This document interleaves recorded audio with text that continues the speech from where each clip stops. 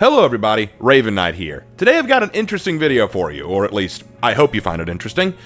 I was not planning on making a video about this, it wasn't something that I was expecting to do, but I've gotten a lot of questions and comments and messages regarding the Heroes in History series, and I figured, you know what, let's talk about Heroes in History. Let's talk a little bit about that series and talk about why I made it and where it came from and why it takes so long to make it and all that kind of stuff, because I do want to answer those questions. I get them a lot, and I feel like y'all deserve to know the truth. So today what I'm going to do is tell you about Heroes in History and the creating of it. So what is Heroes in History? Heroes in History is the series where I take a look at each of For Honor's heroes and decide who they are based on historically, because all the heroes in For Honor, with very few exceptions, have a historical root or inspiration that the developer team looked to and drew from to create the hero, whether it be in their armor style, their weapon, their combat form, their culture, whatever it is. Some figure or group in history influenced the character that was created, and I want to spend my time with this series taking a look at the hero in For Honor, analyzing their weapons, their fighting style, their armor, their roots,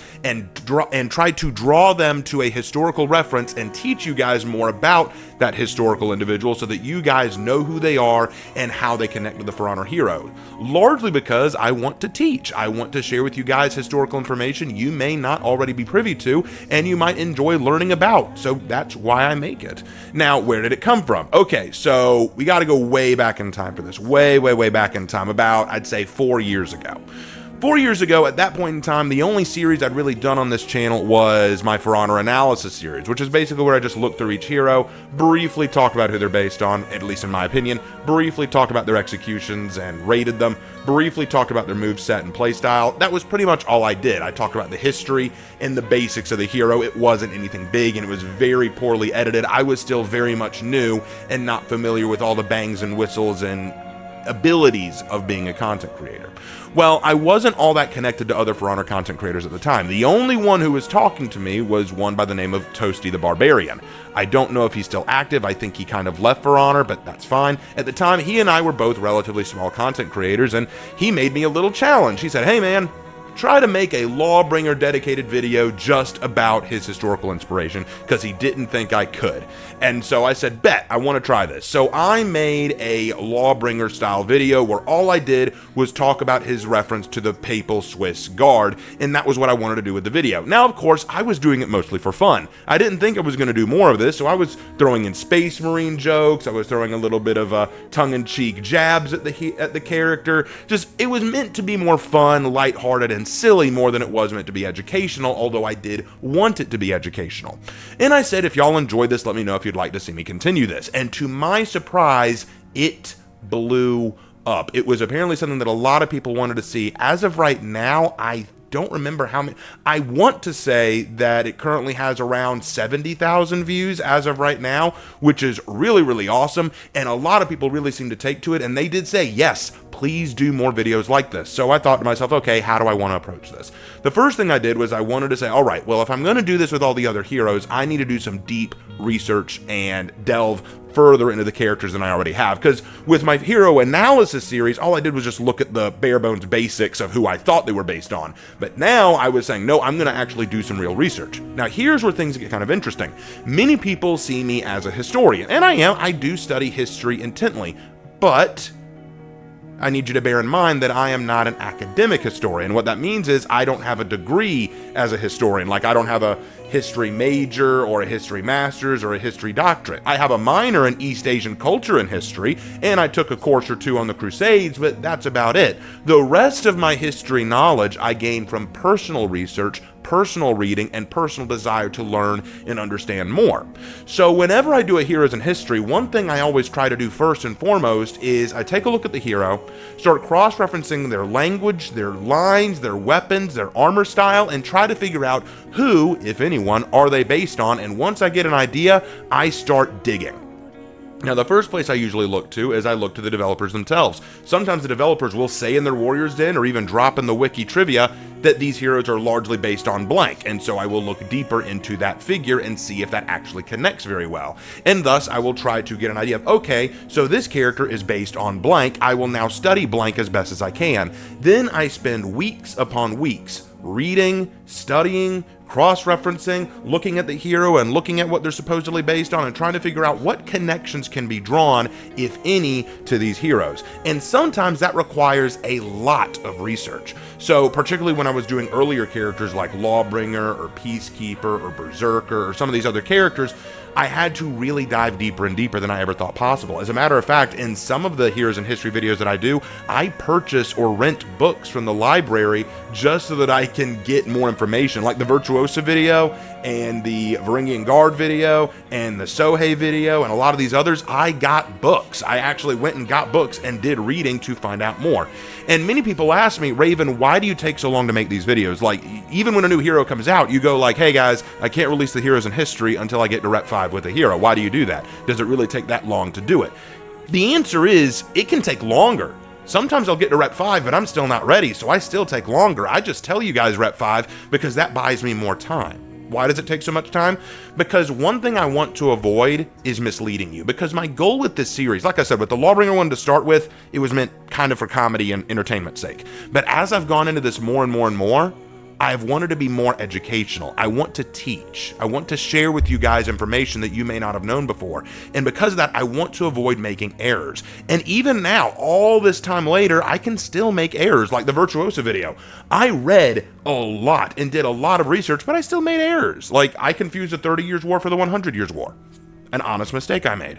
And I accidentally confused Mademoiselle for Madame when talking about French language issues. So, yeah, I make mistakes. Even when I do all my research, I can still make blunders and errors. That is human. That is what happens. But the reason I do so much research is so I can very much negate a lot of those errors, so that we can avoid as many errors as possible, because I want to share with you. I want to share information with you. I want you to grow in knowledge and understanding.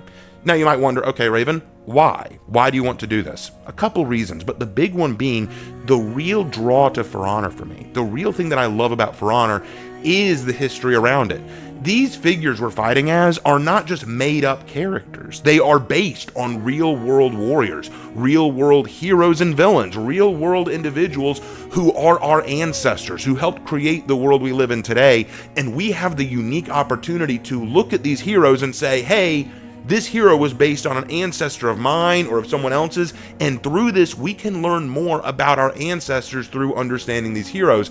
And it's a lot of fun to say, hey, look at that, this is a great reference to blank, or ah man, if only they'd added this, it would have been a much better reference to blank, or even say this is inaccurate because historically blank was all about this, whereas this hero is all about this. That to me is a lot of the fun of For Honor, being able to look at these heroes and say, this is accurate, this isn't accurate, this is almost there, but not quite. That's the fun of it. That's what I've enjoyed about doing it. And so I do a lot of research. I do a lot of reading. I try to get as much as I can. And yes, there are going to be people who say no one cares about history. No one cares about this kind of content. No one wants to see it. It's not what people care about when they come into For Honor. And you know what I say to that? I say fine. That's totally valid. If you don't come to this game for the history aspect, that is fine. You don't have to, and no one is saying you have to. But it is what drew me to it, and it's what I want to talk about. Even though I may have started this series more as a joke and more as having fun and answering a challenge given to me by a friend of mine at the time, I still wanted to continue this series because I really did enjoy making this kind of content. Now, one thing that I also want to say is that Heroes in History has given me the unique opportunity to discuss the developers' plans with different characters and also help you guys recognize good qualities and bad qualities about the characters from a historical standpoint. So I'll give you an example of that. With the whole gender lock controversy going on right now, where all the heroes that are released are either male or female gender locked, and they release one male and one female each year, a lot of people complain whenever a female hero is released, and they say, why can't it be male? I'll release a Heroes in History on the character, like let's say Varangian Guard or Hatun or Pirate, and people will say, well look, in your own Heroes in History video, you said that historically a lot of these heroes were male, but now we see For Honor is releasing them as female. Don't you see how that makes For Honor bad? That was a big problem with the Varangian Heroes in History video, where a lot of people were saying I was an Ubisoft simp, because in my video I said the vast majority of Varangian Guards were male, and we have no record of any being female. And I was still praising the character, and they were saying, you're just an Ubisoft simp because you yourself admit they're male, but you won't criticize them for making her female. And I want to make this point very clear. My goal with Heroes in History has never been to criticize Ubisoft or the characters or even the game itself. My goal with it was, as I said before, to educate. I understand that from a economical and financial, physical, and practical standpoint, For Honor has its reasons for doing the gender lock thing. Do I like it? Not necessarily, but it's something I've come to live with because I understand the constraints and issues that they have and why they have to do what they do. My goal with Heroes in History is not to say, look at this, guys, see this? Historically, they were blank, therefore For Honor didn't do that, therefore For Honor bad. That is not my goal. It's never been my goal. My goal was to say, hey, historically, these heroes are blank. In the game, they are not. Understand the historical aspect. Let's discuss why this does or does not work in For Honor. So, for example, when I was doing the pirate one, obviously, she was based on Chang'e, and I pointed that out. The pirate in For Honor is based on Chang'e, the Cantonese pirate queen. I said this was a great reference. I love this reference because when doing the research on this, I realized she was a very underrated but incredibly awesome pirate queen who is incredibly successful, more successful than the vast majority of the Caribbean pirates that we know and love today. And Blackbeard, by contrast, is very overrated. He is far more propped up in pop culture than anything else and hailed as this hero of the high seas when he really wasn't. And in the video, I meticulously took time to break down the pluses of Chang'e and the negatives of Blackbeard.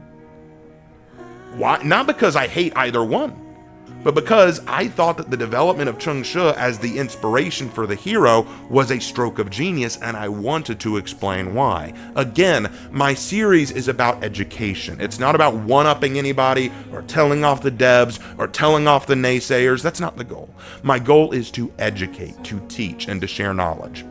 Now, when I go into the format of the video, it was very simple. The first thing I wanted to do was figure out a good thumbnail. I went onto Canva and I looked at some templates and I saw this really good template of an image of a woman tying her sneakers and then a photo kind of graphic right next to it that showed the sneaker up close. It was like an advertisement thing, and I thought, ooh, I could use that. So I took the sneaker photo out and placed in the historical art of the actual figure from history, and then put an art piece of the hero in For Honor to create the unique thumbnail design. That was how I came up with that.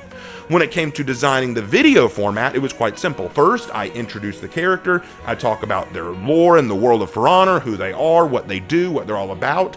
Then I tie into the historical figure. I talk about the historical figure as much as I feel I'm able and as much as I can research, and then I tie the two together by saying, hey, you know what, let's link them. How do these two things connect? And then at the very end, if I've gotten really good footage, I may make a little meme montage. I think my best meme montages of all were in the Varangian Guard video at the very end, or maybe the Kensei one. That one was very fun. The Shinobi one was pretty fun. I think, well, who was the other one? Yeah, I had some fun with the Sohei one as well. Those were all pretty fun. I don't do it in all the videos because sometimes I just don't have the footage for it. Like the Hatun one, I didn't have enough footage at the time. But then later I released a small video where I did get enough footage and I thought it was a very funny edit. So, hey, you know, you can check those out if you want. That's not what I'm here to say. But yeah, so that's pretty much how I decided to do the format. That makes each of the videos about 15 to 20 minutes in length on average. And I think that that's a pretty good amount of time to teach a brief history lesson on these historical figures. And I love doing it. And I also want to say this. Some people may have heard that part I said earlier about not being an academic historian, like I don't have the credentials, but I do go to people who have credentials. And I would also go so far as to say that having a historical degree doesn't make you unqualified to talk about this stuff.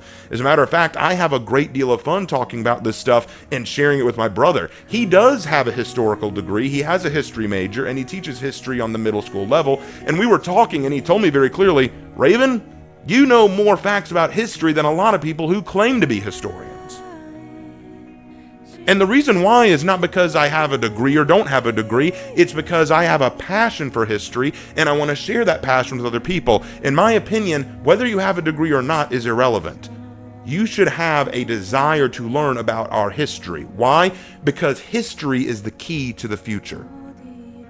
We cannot move forward as a society and as a people until we understand and respect our history, because it is from history that we learn how to move forward.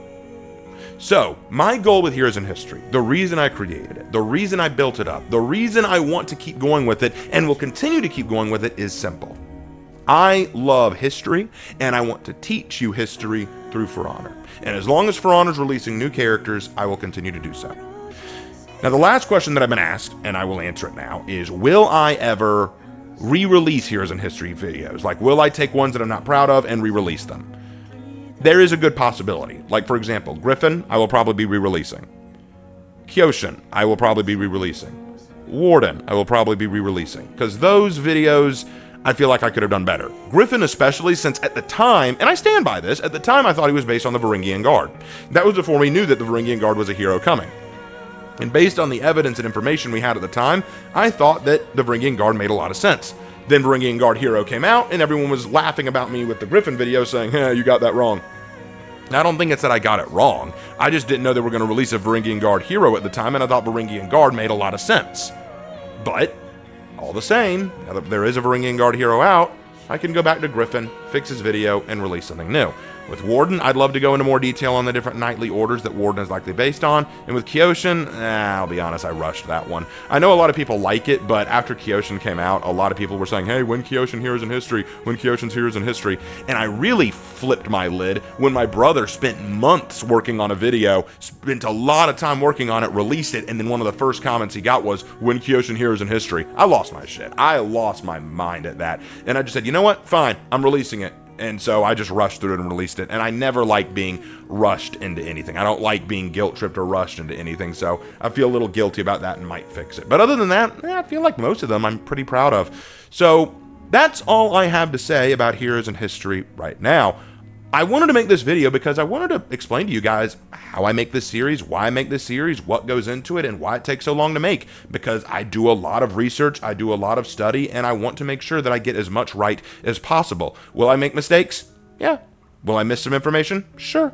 But I'm not doing it to bash anyone, to make fun of Ubisoft, to one-up anyone, anything of that nature. I'm doing it all for the one purpose: to educate and to teach and to enlighten. That's why.